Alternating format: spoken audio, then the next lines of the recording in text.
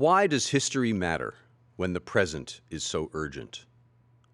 Why look back 150 years to events in a small northeastern city when the cities of today are sites of such fear and struggle and sickness? When the country itself is reckoning with centuries of injustice perpetrated against people of color? I came to North Adams, Massachusetts in January 2020 to write and develop a play that is set here in the late 19th century. After 2 public readings, the country began to shut down, and the remaining presentations were canceled. I stayed and began to imagine this project, designed to recognize the anniversary of the historical event that set the play in motion. When work began, the country and the world were consumed by the battle against COVID-19. Then, after most of the interviews had been conducted, George Floyd was murdered by police in Minneapolis, and suddenly the pandemic was no longer our most vivid tragedy. The stark realities of endemic racism burst onto the national stage, and many thousands of people took to the streets in grief and anger, unwilling to accept anything but deep structural change. Violence against Black lives cannot be tolerated. In recent days, my collaborators and I decided that this commemorative event remained valid even in the shadow of countless unjustified and infuriating deaths of people of color at the hands of police. The Celestials is a story of community taking shape across often unyielding boundaries of cultural and racial difference, and against all odds. Thank you for joining us. Well, it was the idea of Calvin Sampson, who owned a shoe factory in North Adams. He was presented with a strike by his workers. And in order to break the strike, he would have to go and find other workers. When it occurred to him at that time, the Transcontinental Railroad had just been completed, and that there were a quantity of Chinese men on the West Coast, and they would then be looking for work. So he sent one of his representatives out and hired 75 of them to come to North Adams and work in his factory. They were received with great curiosity by the locals when they came. And Sampson ushered them into, when I say a compound, a fenced-in area on the property of his factory, not wanting to have them face any danger from the strikers. So they sort of lived in his compound for a while, and he found out that they worked very well, got his product out, and eventually he sent out for a few more. Well, my own story comes from the pictures that we have of some of them. You probably saw them in the museum when you went there this morning, but they were dressed in fine condition, clothes that would be of someone of high status in China, and they were sitting very properly. Of course, at that time it took a while to get an exposure of a picture. You had to sit very still. But they were those kind of pictures, and that's the impression they wanted made of themselves. The impression of the kind of community we are in one facet, because we are a multicultural community. We are known as the city of steeples, and if you went downtown, there are several churches. And if you go into the history of those, they were from various European ethnic groups who all spoke their native language when they came here. But what groups are you speaking of? French, Italians, Irish, some English, Welsh. Yeah, French-Canadian.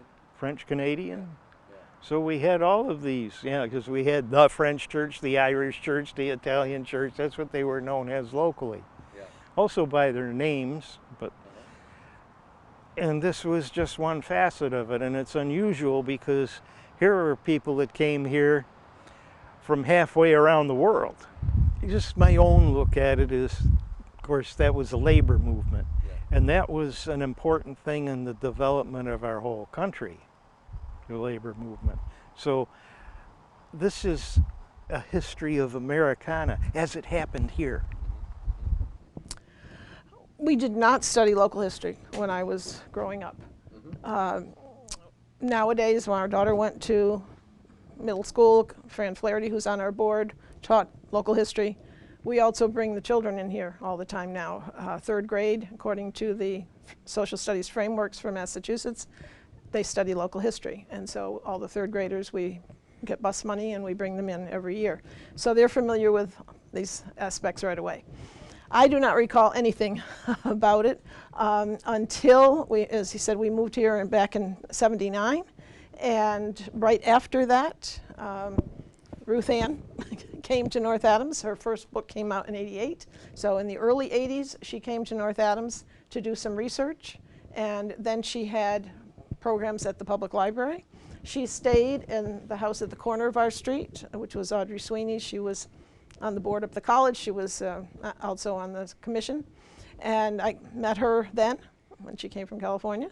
And really that's the first that I remember knowing much at all about the Chinese coming. And then it really got interested. Well, it was, I guess the thing that really struck me was the fact that this was the first time that the Chinese crossed the Mississippi River. Okay, I'd known all the work they'd done, especially on the Transcontinental Railroad. They were the major players on that, but the fact that they never quite got this far.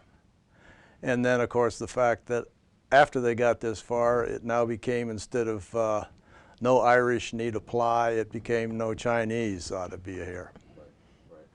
What I usually mention is that for a number of years, every summer we would have a Teachers Institute at Williams, and I would take the people participating throughout the Northern Berkshires on a historical tour. And so we always ended up at the museum. Sometimes we went to Natural Bridge, sometimes we went to MoCA. It depends when. But coming into town, I would always point out the graves at Hillside.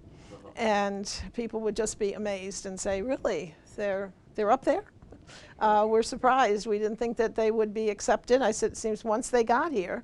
And a lot of it had to do, I think, with the women from the Congregational Baptist churches, with Fanny Burlingame, and we'll mention her, I'm sure, a bit later. Soon as they found out that all these young men were in town and they did not speak English, they went into the mill housing and taught them English so they could read the Bible. But once they were here, I think they were accepted much more, and I was always happy to see that. Right. A number of Chinese groups came to the museum, genealogical groups from New England, from Massachusetts, but from the whole region, because they are so proud of and interested in their ancestry that they would come specifically to our museum to find out what did we know, because they knew that their ancestors came from here. And we found out then, and I had mentioned to you the story before with Dan Bosley when he was the representative, that always struck me, that he was the rep from North Adams in Boston. He was asked to speak at a breakfast that included people from the business community there. And when he was introduced and they said representative from North Adams, whole group over here goes, that's where all our ancestors come from. And it turned out that although most went back to the West Coast because there was a lot of work there, that a group went east a little bit farther and founded Boston's Chinatown. And you know, that was really a proud moment for us, really. Absolutely. In general, there was no kick them out or anything like that, and like Justina pointed out, the Methodist and Baptist ladies came in and basically taught them English for the Bible and all that kind of stuff, but certain relationships, and Charlie Singh, who was the, quote, foreman or head of, did not, it must not have been that bad because he came back, okay, so there had to be some kind of friendship. And then the fact that, again, like pointed out, the fact that there's two of them for sure are buried in a very prominent spot, so there couldn't have been a lot of animosity on that way. Lou Gimgong was one of the workers who came, and of course with Fanny Burlingame just happened to be related to an Anson Burlingame who was the U.S. ambassador to China. So she may have had a little more tendency initially to be nice to the people who came to town. She and her family went back and forth from North Adams to Florida every winter and had a place there. In back of their home, which is at the corner now of Summer and Church Street, there were no other buildings there at the time, and it was all gardens, orchards. And he mentioned that back home, he had worked in orchards and gardens, and so he became her gardener. He stayed after the end of the strike and when most people left, and went to her property down there and became what they call the citrus wizard, the Florida citrus wizard. He worked with oranges back home. And so when he got down there, it's not actually a hybrid. He developed an orange that was frost resistant, so that it would not drop off the trees until they grew ripe. So and it changed the fact that then Florida became they could compete orange with Florida, with California. So he was well recognized down in Florida. Yeah. Yeah. I guess just that it really was a big story at the time. Frank Leslie's Illustrated, which again is we lost one of those, but was the national paper, Not and just a local story. yeah, it was featured there. And unfortunately, a couple of years ago, there was a special on television, on public television, about the Chinese Exclusion Act, and it explained how North Adams contributed to that coming into play because of the strike breaker aspect of it. Right. Yeah. And just quick, she mentioned Frank Leslie, but the other two, one of which is on the floor, are Harper's Weekly. And that's the other big. Those are original copies out of somebody tore the pages out of one of their big sheets. Right. But that's the story, and I it got them on was eBay. national. Yeah. As soon as I saw them on eBay, I had to buy them. Yeah. Well, thank you. So I first came upon this story because the art historian Anthony Lee, who teaches at Mount Holyoke, who has a book about the Chinese workers, he gave a lecture at the North Adams Historical Society. And I read a little blurb about the lecture, and I knew a little about the Chinese workers because the time in history is taught in the history department and the American Studies department at Williams. And he gave this wonderful lecture that was filled with images of the workers and of the factory and all that stuff. And I was sort of scrambling to find something to take notes on because it was this amazing story. And I ended up using the back of my checkbook, ledger. And I kept trying to distract my daughter with ripped out deposit slips that she could draw on. And then I came home and I said to my husband, Jim, who's also a writer and a professor, and said, this is an amazing story. This is just an astonishing story. Did you know? And I went and he said, sounds like a great novel. And I said, well, I don't know about that. And so that was the first exposure, and I thought, all right, well, I'll just read more about it. So I went to some of the, I did internet research. I went to some of the folks who teach about it at Williams and said, where should I start? I contacted Anthony Lee, and he was sharing his work with me, and so it sort of just snowballed from there. So it was probably at least 2 years of reading and research, and then thinking, all right, well, I don't know about that, but I do kind of know about what Julia Sampson might feel like, or I do kind of know, I had a mother who was Chinese who wasn't born in this country. I do kind of know what that might look like. So I just thought, all right, I'm just gonna write a scene. What I really wanted to not do was what I think happens sometimes with hidden stories in history, in particular about marginalized groups, is that those stories get told in a kind of let's hear from the silenced margins way.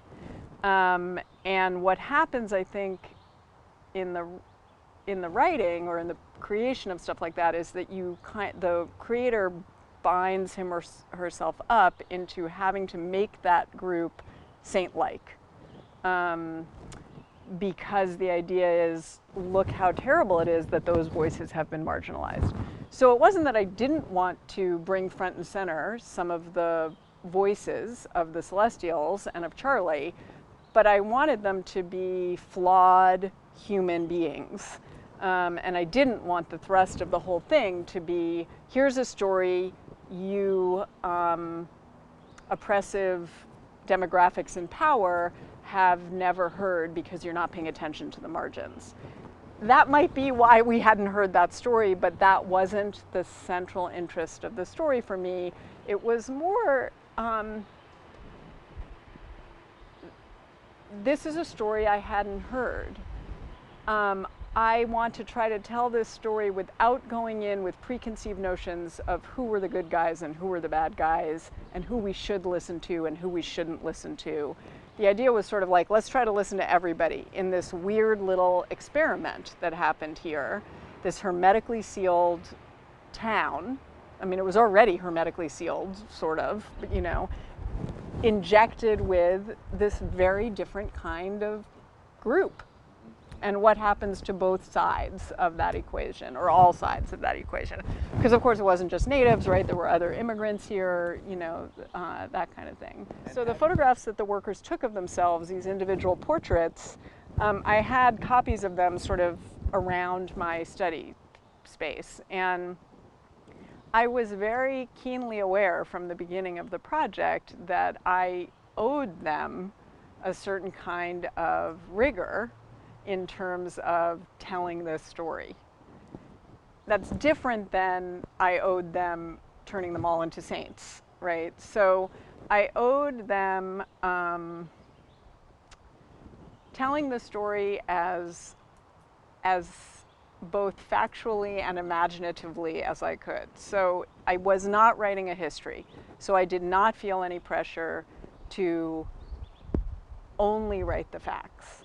I did feel pressure to imagine an accurate possibility of lives for them. What fascinated me about the story was the two such different worlds colliding.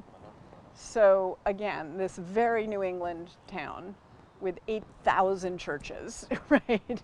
And several immigrant groups working on the Hoosic Tunnel at the time and stuff, but no Chinese people. And then when I heard his detail that for a short time it was the largest community of Chinese people other than New York, you know, east of the Mississippi, I was like, what? You know, I mean, just imagining that, or imagining their arrival, imagining 75 Chinese boys getting off a train with 2,000 white people waiting to watch them is bizarre. If I had not been a mixed race person, would that lecture by Tony Lee have been as fascinating for me? I don't know. I mean, I'm sure that had something to do with, you know, I'm fascinated with the intersections of white America and Asian America. I do think that one aspect of how I relate to my racial background did inform how I thought about Charlie. Charlie, I think, very much wanted to succeed in America, as many immigrants do. When I was growing up, I thought of being mixed race as an advantage. I didn't think of it as a burden.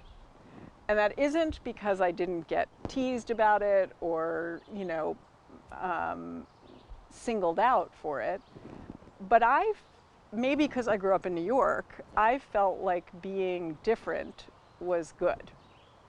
And to me, it felt like having a foot in both worlds gave me an advantage, and it was a powerful position to be in, as opposed to the opposite. And so that did really inform how I thought about how Charlie thought about having a foot in both places, and how he would use that to assimilate, and to not just assimilate, but to succeed. The Celestials, Act 1, Scene 2, Arrival. The ensemble and narrators begin the play proper and set the scene. Julie and Sampson, out of the light, move into a space suggestive of their bedroom. We tell each other stories in order to live, Joan Didion said. Sometimes stories are who we are. They make us, breathe us into the world, realign ourselves in delicate, profound ways. Sometimes we go looking for stories to help us get through it all. Sometimes stories find us, grab us by the arm and drag us into somewhere, sometime. Maybe into the past, with its waves crashing across years into now. But then, of course, everything takes place now, and now, and now. There is no past. Things happened. They were important. They were real. But all we have now is what we do with what we know, or think we know, about it all. We don't have the past. It has us. All we have with our stories is what we do with them in order to live, what they do with us. This is no more my story, our story, than it is yours, and yours, and yours, right now. So, let's begin. Julia in Calvin Sampson's bedroom just before dawn. They are in bed together. Julia is awake, and Sampson sleeps restlessly. The narrators stand at the head of the bed. Members of the ensemble and other characters are spread loosely around the stage. In the blue of early morning, hours before the arrival of the Chinese boys, Julia Sampson felt her sleeping husband flush with heat and knew that he would stir. She left his body enough space and stroked his arm and chest. Sometimes this worked to cool him. He reached to swipe at his brow. "Forgive me," he said. "For what?" she whispered, but he was still asleep. Outside their bedroom window, dawn was the mildest suggestion. She felt as she always did at that hour. Their world was a world of two. Whatever comfort and aid were to be found in each other. She wished once again for children and then shook her head, tucking herself against her husband, so that when he did wake, he would wake to her. Julia nestles into bed. Julia Hayden Sampson was 43 years old. On that 13th of June, Calvin T. Sampson was 43 years old as well. And had lost 13 pregnancies. Married for just over 21 years to Julia, whom in her childlessness he conceived of as fragile. She did not think of herself as having experienced a common suffering, and so she imagined herself an unpopulated island to which there was no bridge. And his factory was one of the largest in Massachusetts. A month prior, her woman's time had not arrived. One of the leading citizens in enterprise and public spirit, he had plenty of money and knew how to make more. And she had passed the weeks since occupying that terrible space constructed of the intricate mix of hope and dread. And as one New York paper put it, in the democratic acceptation of the term, was a true and practical Christian and a genuine, untarnished brick. They slept. In that year, 1870, the population in these United States was well over 38 million. Ulysses S. Grant was president. The Civil War had been over since a bright Sunday afternoon 5 Aprils prior. The previous spring, in the Utah Territory, Chinese and Irish crews had laid the last two rails joined with a tie of polished California laurel, and the final stake had been driven into the Transcontinental Railroad. 63,291 women in San Francisco, 1,452 were Chinese prostitutes. The 15th Amendment was ratified on the first Thursday of February, prohibiting federal and state governments from denying a citizen the right to vote based on that citizen's race, color, or previous condition of servitude. New York was the largest city in the country, and North Adams the largest manufacturing center in the Berkshires, boasting 38 factories and scores of cotton mills. 1/3 of the town's inhabitants were foreigners, largely Irish, French, Canadian, and Welsh, at work in the textile mills and tanneries, the paper factories, and on the formidable Hoosick Tunnel. 5 languages were preached from the town's pulpits. And now another headed toward town, Cantonese. The language of the 75 Chinese male workers, most of whom had barely attained their majority, on the late train from Troy. And Omaha before that, and all the way back to their start, 13 days prior, in Oakland, California. The Celestials are coming. Denizens of a country so foreign that in America it was known as the Celestial Empire, inhabited by the alien and strange. The Celestials were coming. 2,000 citizens of North Adams awaited their arrival as they would the quiet but firm interruption of an opinionated dinner guest. Charlie Singh and other members of the ensemble, now as Chinese workers, gather as if crowded into a passenger car on a moving train. Sounds of a train crossing the countryside. 6th month, 13th day. Their designated foreman dated a new page in his journal. Most of the Chinese strikebreakers had their foreheads pressed to the windows of the train's immigrant cars, their journey nearing an end. Bright and sunny, he wrote in his labored English. No cloud or rain. The childlike anticipation with which they had set out had been replaced by an anxiety from which all of them suffered and worked to restrain. Some studied their phrase books. He cheated me out of my wages. They were lying in ambush. He tried to kill me by assassination. Some had tried to develop a liking for coffee. This tastes like a sheep's smells.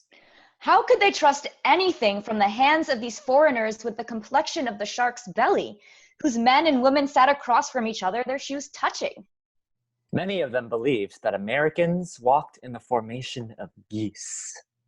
Most of them had been only days off the ship before signing on for this adventure, a mix of disoriented and weary. They were, however, grateful to have procured work so quickly. With the train's deceleration, more of them crowded against the windows. What can you see? They asked repeatedly, though no answers were offered. The foreman remained in his seat. The youngest was 14. 68 were under 20. One of the oldest, at 22, was the foreman, Charles Singh, an English-speaking Methodist, in this country for 8 years, having served his first 5 contract years faithfully as a house servant and cook. And the most recent 3, by some accounts, is a miner in Weaverville, California. And by others as a store owner in Nevada. Or a partner in one of the large merchant houses of San Francisco.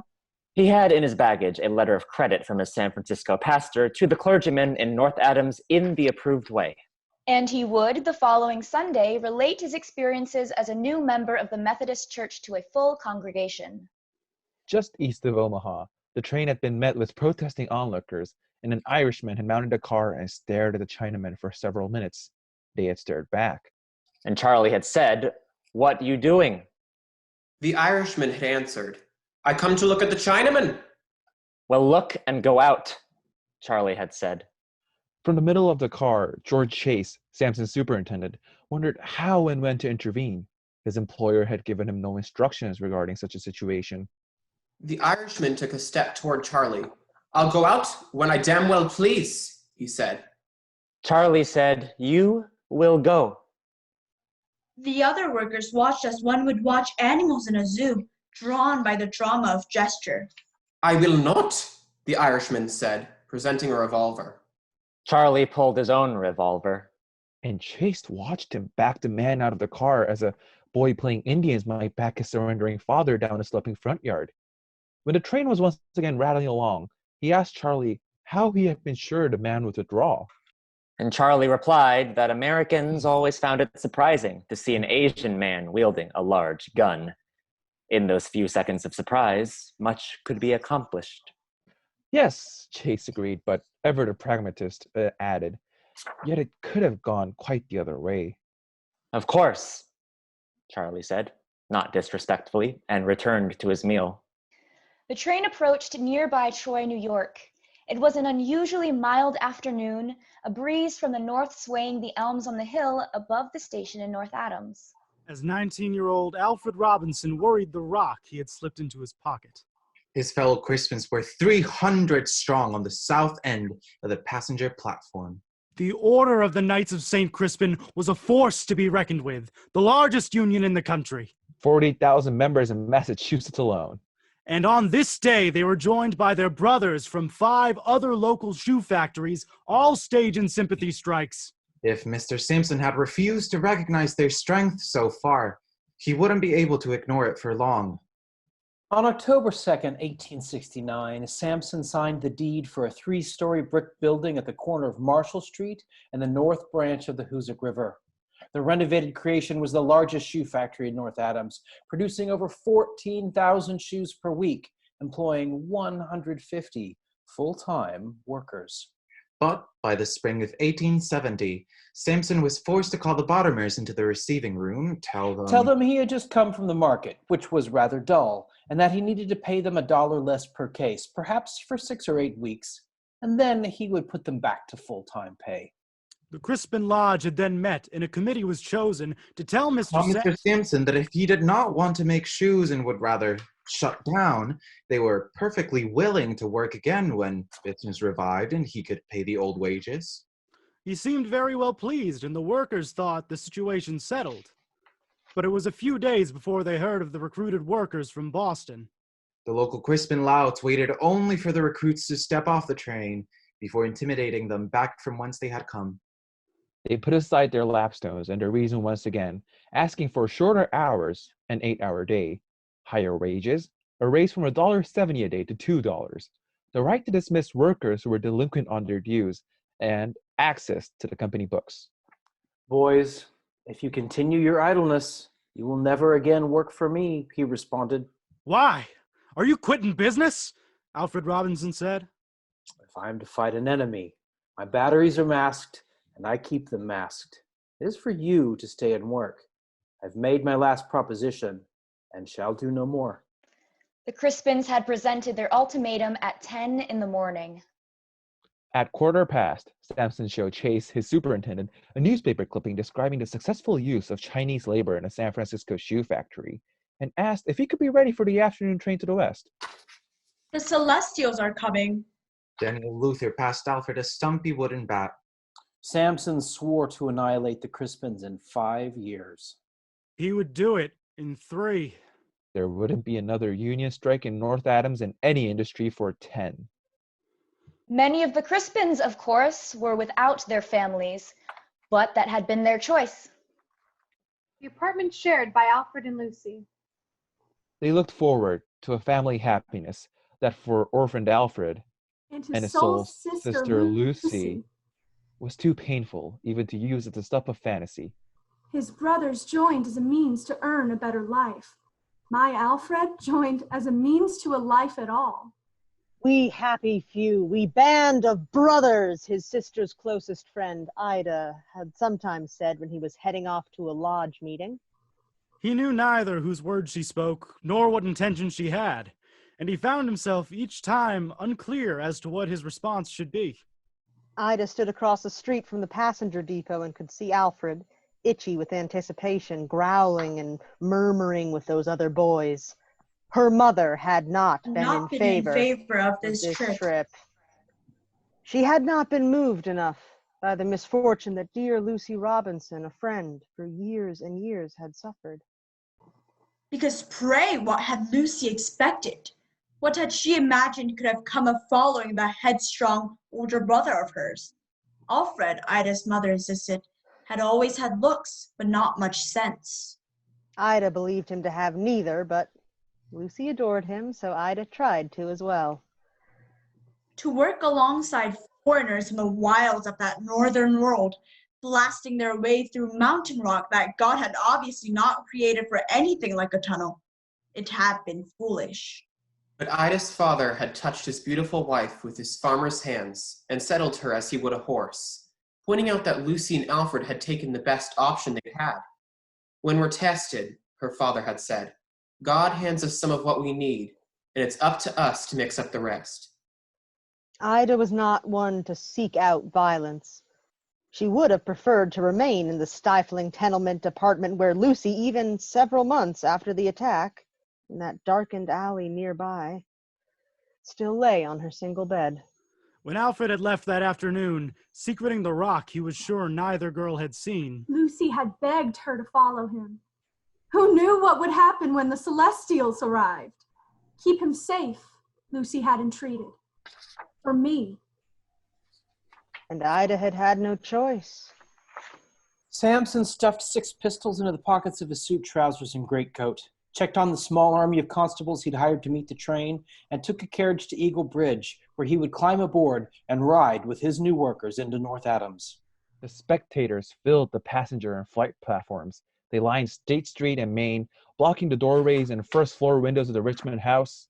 They filled the street frontage of the H. Arnold and Company print works and gathered at the newly built 8-foot fence around the C.T. Sampson Manufacturing Company. They were ministers and farmers, mill workers and shopkeepers, cartmen and dentists, bank officers and reporters. 2 well-dressed women in a buggy, their silks and cambrics lapping at each other like floodwater. The logger who had lost 3 toes to an ineptly wielded axe. A traveling surgeon, short, dressed in a suit coat of light blue, dark pants, and buffalo hide boots. Blacksmith detected by the disproportionate size of his right hand over his left. A man gathering subscriptions for a religious newspaper in New York. A Negro, well-dressed and well-mounted, drinking a glass of water like any other Christian. And an inordinate number of children and dogs. As the second whistle sounded, Ida stepped into the slant of shade provided by the porch of the Hoosick Tunnel offices. If Alfred or the others mixed in some unhappy business, how was she to fulfill her promise to Lucy? Could she pull him from the crowd? She looked at her hands. They were broad and thick. One of her brothers had told her she looked as if she were wearing the mittens of Eskimos. The arrival of the train is imagined through sound effects and staging. Sampson stood on the bottom step of the train, his head only inches above the tallest man in the crowd. Here it goes, friend, Daniel whispered to Alfred, both of them trying to hold their ground against the surgeon of the press behind them. Sampson put his hand on his hip, pulling his greatcoat aside to reveal the handles of 3 of the 6 pistols. "Make way," he said. The hired constables fanned out to his left and right. Behind the glasses of emigrant cars' windows, the Celestials peered at the crowd. Rats! Yellow scabs! The sight of those faces had already had some effect, their youth and utter strangeness taking even the angriest by surprise. Even Mr. Jasper Davenport, who only days prior had been assuring anyone who would listen that the community should be insulted and outraged by the importation of a nuisance such as this, was now quieted by the sight of these smart, alert boys. "Make way," Sampson again insisted. "These men are free to pass." He signaled to Chase, who in turn whispered to Charlie, who made his way through the 2 cars, speaking quietly to the boys within, and the group commenced to file off the train. They were dressed in blue nankeen blouses, fastened by frogs and small brass buttons up to the throat, blue trousers narrowed at the ankle, wooden travel shoes or black cloth work slippers, the sole an inch of white pressed wool, white stockings that seemed remarkably clean given the journey.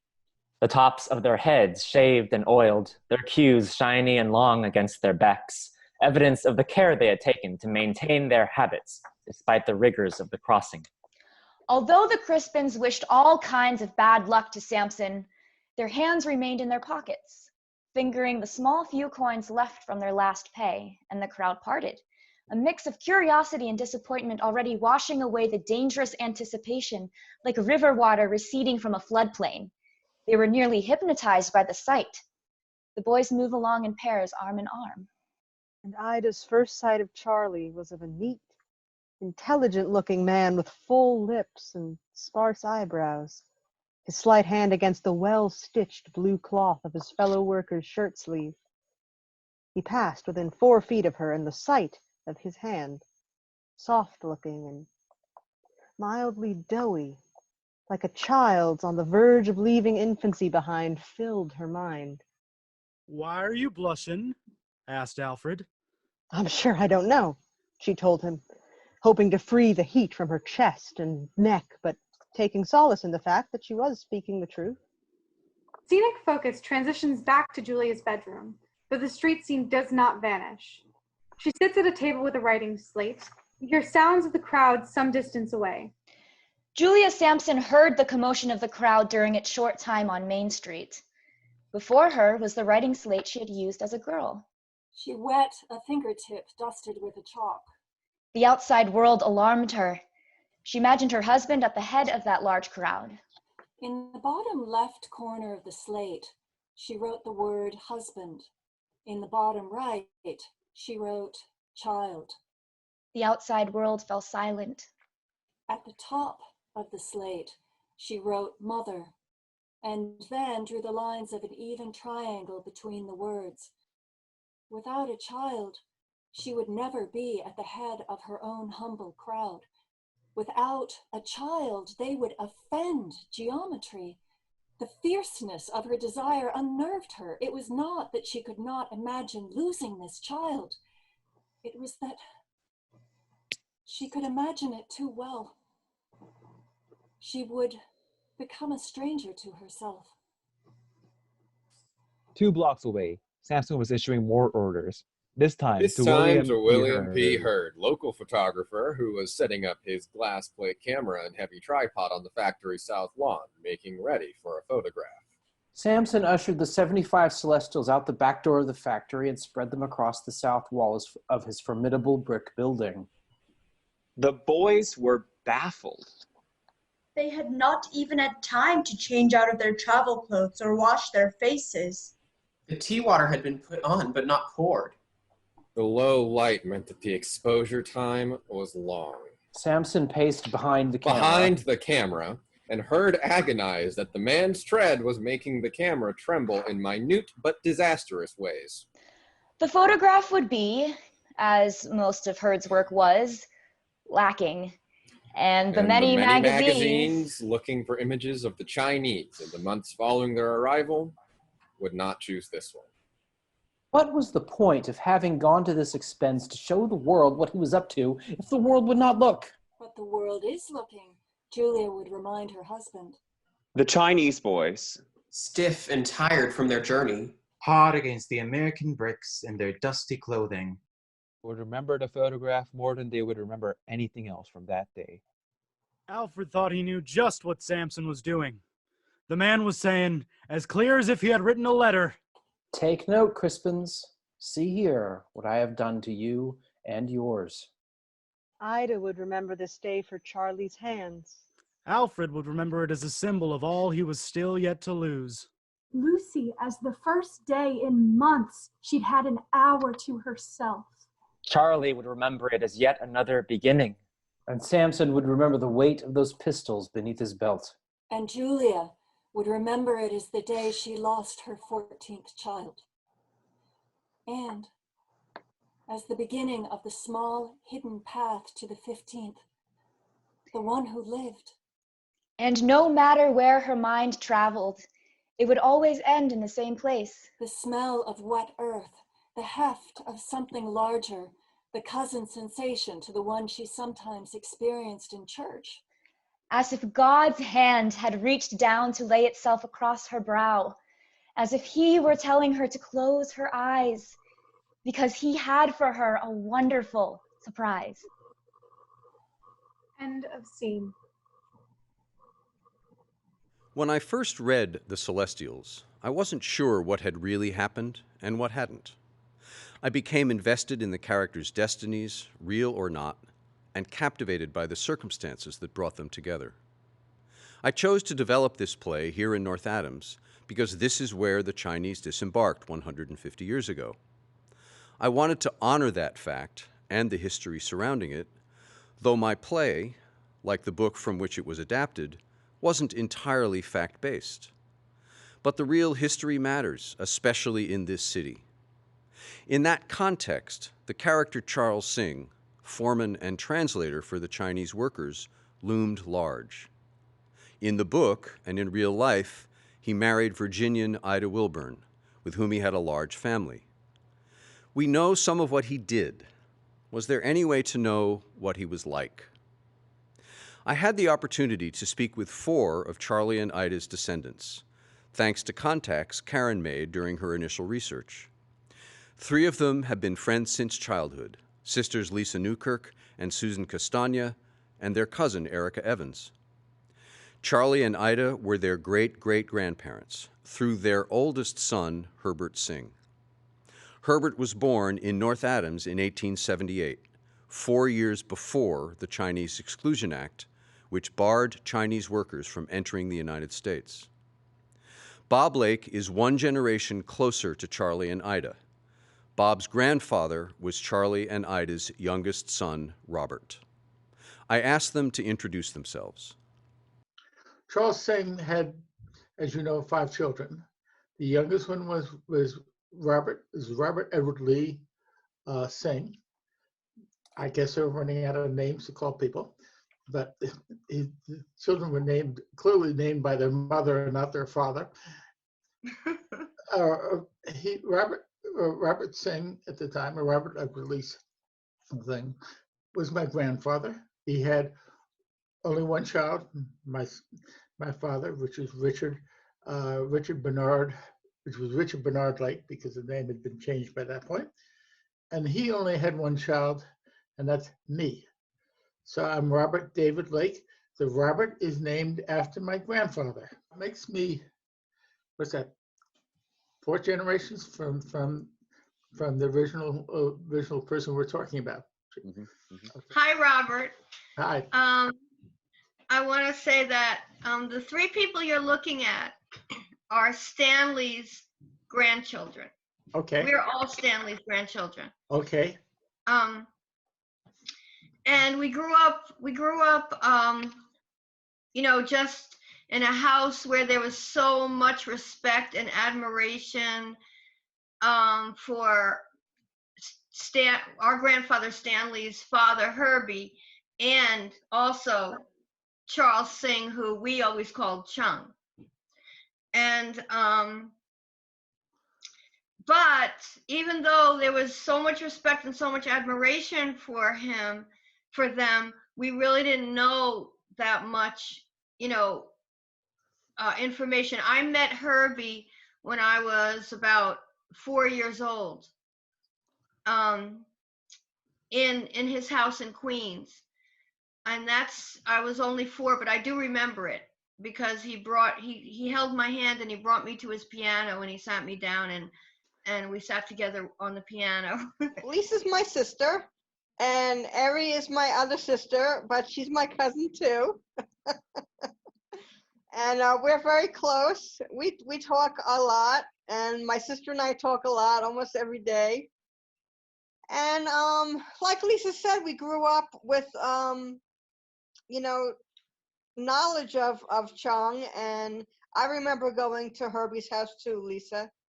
And I don't remember Herbie that much, vaguely, but I remember going to the kitchen. I remember looking up, and the countertop seemed to be so far away to me, and the windows were big, and that's really the only memory I have. But I guess I was 3. If you were 4, I was 3. Mm. So like Lisa said, I've always had an interest in our Chinese heritage and always been very proud of it. Not very much of it is in me, maybe a pinky, but you know, I've always been very proud of it. Because of I think the depth of, as Alicia said, like respect and connection we had to the Chinese heritage, even though it is just 1/16 of our genetic makeup, it was really strong. And when I was in 7th grade, my social studies teacher assigned us a project to research our family tree. And I got really excited because I had something cool in my family tree to share. And it started a lifelong process. I've been researching my genealogy ever since then.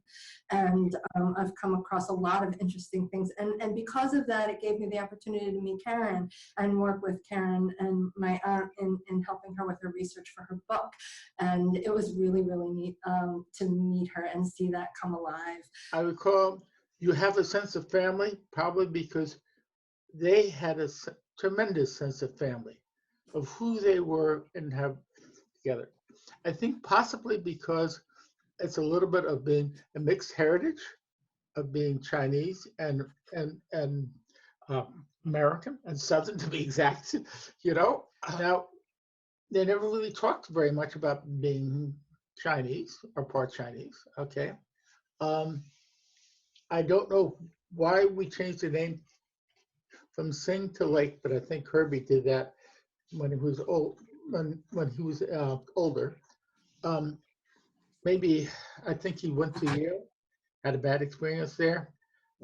Changed the name as much as, I don't know where he got the name from, but the family changed the name as much to respond to discrimination. Yes. Mm-hmm. Because they were neither Chinese nor they were American. Right. Because those times, they were not particularly taken in by the Chinese community at the New York City. Right. Even though my great grandfather Charles Singh had owned a number of businesses and had partnerships and everything else. In fact, my grandfather was born in New York City. Nor were they particularly taken in by distant relatives in Virginia. Right. They're on their own. So I would describe them, first of all, as survivors. I think, Susan, you told a story about, was it one of you, about about Charlie going to medical school, some story that passed down into the family about that? Right, right. We had also heard a story that I'm not really sure about that, whether he was in school but he apparently got chased out of school by other students when they threw a liver at him, saying that he was as yellow as the liver. In other words, being Asian and being, a yellow-skinned person. And he obviously went back, which is, I can't I even think that was imagine. Herbie who that happened to. Yeah, it was Herbie. Because we all knew that Herbie had gone to Yale and had suffered from, racial prejudice. When Herbie went to Yale, would he have been Herbie Singh or Herbie Lake? Do you know which name he would have used at that time? I believe he started as Herbert Singh, and my understanding is that the name was changed after these incidents because of the prejudice that he experienced, and other members of the family as well. And manuscript/story that Bob's grandfather wrote speaks to that in some depth, and so do these letters that I just found, which came from Bob's grandfather. And that's why they decided to change the name. That's why they decided to not speak about their Chinese heritage so much, because of all the political things going on and the prejudice. They wanted to distance themselves from the Asian community as much as possible so they could be successful and not experience that prejudice. Something to do with the translation of the name Chung and Sing, and it became Lake is where they it from the original name, and then Herbie, I think, was the first to take it on, and then others followed suit. I don't think Lulu ever did. Everything that I've ever seen is Lulu Singh or Lulu Paul, which, by the way, I don't know that everybody has seen this picture, and I don't know, there's a terrible glare on it, unfortunately. Right. I can send it. Oh, yeah. Yeah. Lulu, that's Lulu in front of her house in her beautiful Victorian outfit, and her husband and their son and her husband's sisters. And it's just an incredible picture of someone of mixed race who's so exotic in that plain Victorian, garb with the fancy hat. And it's a surprise to see that image, and it's beautiful. So even though I don't come down from these people, it's one of the pictures that I hold really close to my heart. We all know that immigration has, just become just horrible. Just the things that our country has gone back to doing. The people from Mexico and the other countries in Latin America, and imprisoning, separating families, taking children away, putting them imprisoning them, and putting them in horrible living conditions, and a lot of things that are going on we don't even really know about, because right now, COVID-19 is on all the front pages, and they're not really talking about it, but I know it's still happening. So just the idea of the Exclusion Act, and excluding certain people, and separating their families, after they're already families, not allowing them to stay as a family, but having to split up, because, from my understanding, Chung and Ida were if they were together, they were breaking the law. And so, this also kind of, for myself, coordinates with, slaves were treated, because my children are half African American. So I think it's very, very timely. I think it's very important. I think the good way people reacted, we can learn from, and the way like Ida's brothers reacted, we can learn from. But it really comes home, how a family unit can be impacted by racial prejudice and by exclusions and by the things the way people's fears of unfounded fears. I'm Chinese American. I am a first generation born an American, and my parents are from Shanghai. So they came to the States when they were in their early 20s for grad school. They actually came to New York first and then drove across the country to Montana, where I was born, and then eventually through Idaho and down to California, where I was raised in the Bay Area. My parents did not instill in me much, if any, of a sense of Chinese culture when I was growing up. And my theory was always that they didn't seem eager to return to a reminder of how they grew up in China. And possibly related to why they came to the States in the first place. They just wanted to get away from that whole experience. The language of the book was unlike anything I had read before. The way in which, kind of like an impressionist painting, the layers of narration were folded in for each character and then encapsulated around this living, breathing organism of North Adams itself. I didn't know about any of the story. So, I mean, the other thing I connected to the idea of Chinese people coming to the East Coast, at the end of the 19th century, which I had heard a lot about the West Coast, obviously, and about the railroads, and I'd learned about the Exclusion Act and all the racism against the Chinese in the Bay Area and San Francisco. But I had never read about or heard about people who ventured to the East Coast, let alone this early in US history. Especially against the backdrop of the past and the present of the US being a very relatively brief, and kind of bloody and full of hatred, full of conflict type of society, just by the nature of all the people that got thrown together with such strong views. It was kind of heartwarming to hear the stories of people who tried to welcome outsiders and really remember what it is not only to be a citizen of North Adams, but to be a citizen of this country and this world, the human race even. North Adams was great. Number one, it was peaceful. It was a nice change of pace. I drove up and back the first time, and I took the train the second time, so I got to enter and exit in different ways each time. And just coming into the town, there was already this sense of environment, a very strong sense of environment and community and history. What with all the buildings and the factories still being there. The city itself had such a character, and the nature as well surrounding it. And being at MASS MoCA, being in that historic location was really powerful because the architecture really spoke for itself. The industrial feel of everything, the windows, the bricks, and the spaces, the spaciousness itself, just the capacity of the building. It felt like it had volumes to say.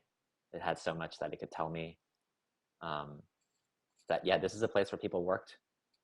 People made a living with their hands and with their bodies. This was a place of industry.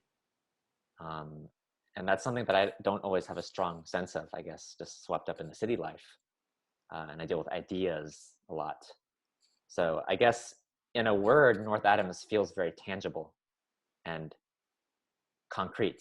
And I think that helped a lot with the Celestials because so many of the dynamics are based around people working for their livelihoods and dealing with something that was shaping the history of the community, and how that manifested in the work, in the making of shoes, or in just the world of manufacturing. I play Charlie Singh in the adaptation. I think one of the challenges of this role is that Charlie is such a pivotal character in the sense that he exists along two tracks. He exists in two worlds. There is the world of the East and his heritage and his family and the workers that he has a responsibility for as a foreman. But then this world of the West and of North Adams, and this sort of difficult to explain desire that he has to become a part of this Western culture. The Celestials, Act 1, Scene 8, Photographs. Julia sits center. Sampson sits to one side, Charlie on the other. She shifts her focus as the scene changes topics and participants. Had Alfred known that the photos of the Celestials had been Julia's idea, it is hard to know whether he would have felt better or worse about the attack against her. She had argued to her husband that they would remind the town that these boys were here, genuine people with genuine needs and responsibilities, and remind the Celestials of the same things. Both walk down the street, both eat and drink, both are made of flesh and blood in the image of God. Even as she was making these claims, she knew she did not really believe them. Each Sunday, she could not have felt herself to be more different from the pupils across from her. That feeling, since it both shamed and excited her, was why she was so insistent on the execution of her idea. It was as if she were seeking to pin those boys to paper herself. Julia had never wanted her own portrait taken. It had been too nervous-making. Well, what if she could not control her expressions? What if her portrait revealed something about herself she wished not to see? She found herself imagining a portrait with, to her surprise, Charlie Singh. Julia's focus shifts to the scene with Charlie. She holds a book which is passed back and forth between them. After his visit to the Wilson house, she had begun reading to him from time to time at the end of lessons. It was a way, she had told him, to improve his already strong command of the language. Sometimes he read to her, but not for long, instead passing the open book back to her, his finger marking the spot where she should take over. She never objected, partially because she enjoyed reading aloud and partially... though she would not know to articulate it this way. Because there was something about his quiet and calm to which she was drawn. They never spoke of the fact that she had not identified herself as his employer's wife. The unbidden nature of the image of their portrait made her feel as she used to when Sampson would catch her unawares, placing a hand above her hip bone, sending small charges through her, as if he were flint, she the tinder. The opposite of quiet and calm. Would it make you happy, he continued? Would what make me happy? Exactly, he said. Perplexing her further. He granted permission for her photographs. Out of love. Thankful Sampson would tell her later. And over the following months and years, this would be one of the many things for which she felt shame. Sampson exits. Ensemble members enter into a space suggestive of Heard's photo studio. There's a table of personal objects and props, a camera, a chair placed for photographic subjects. On August 18th, Julia accompanied the initial group of Celestials to the first of their photographic sittings. They had agreed that it seemed prudent to give the man upon whom their livelihoods depended what he seemed to want. Mrs. Sampson had been in the last week more and more of a presence, insisting that Charlie impress upon the boys that they were to dress in their favorite clothes and bring with them an assortment of their possessions. The notion that the photographs were an idea hatched from her own mind was an even more baffling one to Charlie. She was a bewildering figure. Why had she appeared in his sick room to read to him? Why had she not introduced herself as Mrs. Sampson? And why, perhaps most confusing to him, did these uncertainties not make him retreat to a self-protective distance? In Mr. Hurd's studio, Mrs. Sampson expressed an enthusiasm for the objects the Chinese had brought that he found startling. Julia handles the personal objects brought to the studio by the Chinese workers. They all watch her. She picked up Ahar's rice paper letter and asked Charlie if it was a letter from the boy's family. She wanted to know if Chung Him Teek had carried the scarf with him on this whole long journey from home. If Sam Toy had carved the dragon. Carved the dragon himself. If many of them were talented in this way. Charlie shrugged politely.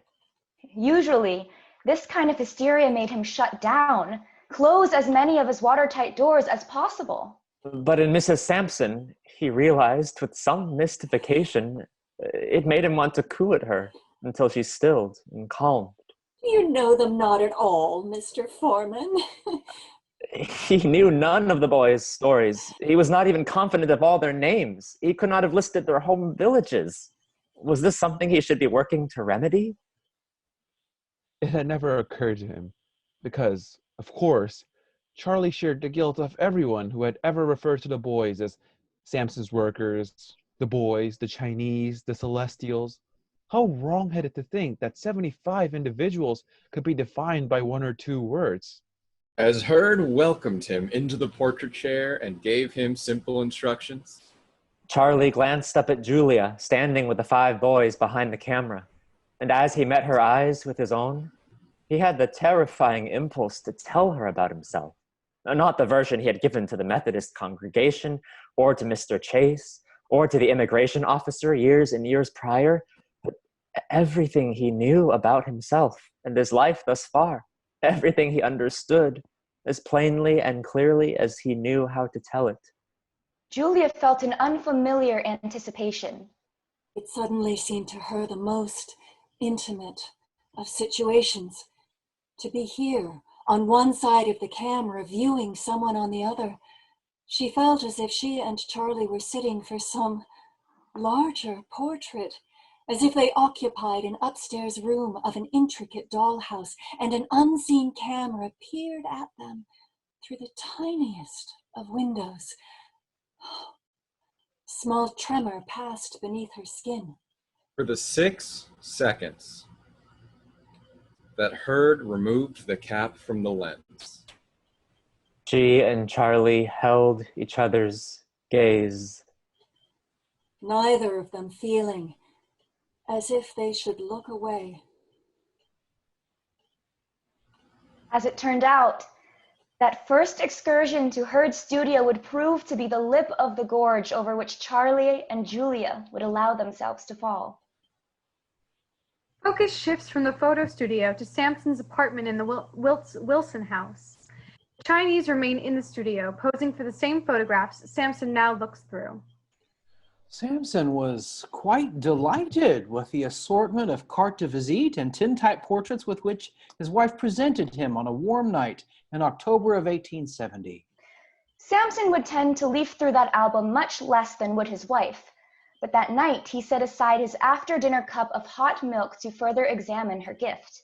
Sampson's sister Thankful joined Julia at his chair, and the two women watched him browse the album. Most of the boys wore traditional Chinese clothing, the same nankeen blouses from their first day in town. With a small exclamation of surprise, he noted that several of them had signed Sampson beneath their images. Julia told him that the boys had agreed it was a sign of necessary respect. Well, he said, that really is most pleasing. And as Julia pointed to one and then another, telling him some small thing about the boy's family, likes or dislikes, and aspirations, it was as if she were telling him that it had been discovered that crows had hopes and desires. One might marvel at the surprise of such a thing, at the mysteries of the animal world, but one would not run out into the meadow trying to ascertain the particulars. He felt as a good shepherding dog must at the end of a day's work, all his charges safe and sound for the night. Thankful made a small sound. Having them all together there, she said, wrinkling her nose slightly. It is unpleasant, don't you find? I do not, said her brother, running his hand over the bumps and ridges of the album's cover. I like it completely, he said. Thanks to my dear wife for collecting them here for me to have and see, and further, for working hard to make these boys feel as if our streets are theirs to be traveled. Altogether, they're most like some kind of swarm. I suppose, though, a little discomfort is worth the financial sense they make. What European or Canadian do we know who could live on 10 cents a day? Silence hung in the room for a moment, husband and wife acutely aware that Thankful received the benefits of her brother's business enterprises without taking any of the risks. I think that the 10 cents a day theory is but a theory fabricated by the anti-Chinese alarmists. I'm sure they endeavor to make their tomorrows better than their todays, as do we all. Well, if that's the case, dear sister, then my brother best take care. Whatever they have been compelled to endure in overpopulated China, they must have no intention of repeating here. It won't be long if you're right about their goals, and for sure you must know more about that than I, before they learn to demand higher wages. If Sampson had allowed the conversation to continue, Julia would have tried to conceal her fluster by arguing that any good Christian would be in complete and utter support of labor justly compensated. So Sampson declared that Thankful had no cause for worry. It was clear from this very gift how happy these boys were to be here, housed and fed and working under his protection. When looking through this album, he saw a passel of happy boys, like schoolboys. Or family, he added. And she found herself on the edge of tears and wondered whether her husband brought her there with or without thought. And which was worse? End of scene.